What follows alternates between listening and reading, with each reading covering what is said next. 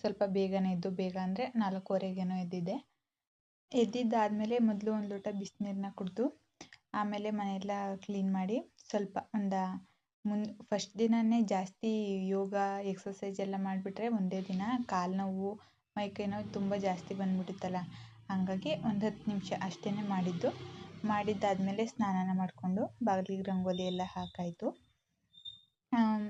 ಇವಾಗ ಒಬ್ಬೊಬ್ರಿಗೆ ಹೇಗೆ ಅಂದರೆ, ನನಗೆ ಮನಸ್ಸಿಗೆ ಖುಷಿ ಆಗಬೇಕು ಮತ್ತು ಸಮಾಧಾನ ಆಗಬೇಕು ಅಂದರೆ ದೇವ್ರಿಗೆ ಪೂಜೆ ಮಾಡಿದ್ರೆ ನಂಗೆ ಸಮಾಧಾನ ಆಗುತ್ತೆ.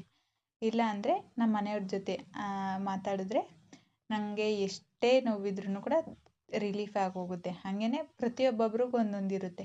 ಸಾಂಗ್ ಕೇಳೋದಾಗಿರ್ಬೋದು, ಹೊರಗಡೆ ಹೋಗೋದಾಗಿರ್ಬೋದು, ಈ ರೀತಿ ನಿಮ್ಗೆ ಯಾವುದರಲ್ಲಿ ಅನುಕೂಲ ಅನಿಸುತ್ತೆ, ನಿಮ್ಗೆ ಸಮಾಧಾನ ಅನಿಸುತ್ತೆ, ಆ ಥರ ನೀವು ನಿಮ್ಮ ಮನಸ್ಸನ್ನ ಸಮಾಧಾನ ಮಾಡ್ಕೋಬೋದು. ಎಸ್ಪೆಷಲಿ ಏನಂದರೆ ಮಗು ಆದಮೇಲೆ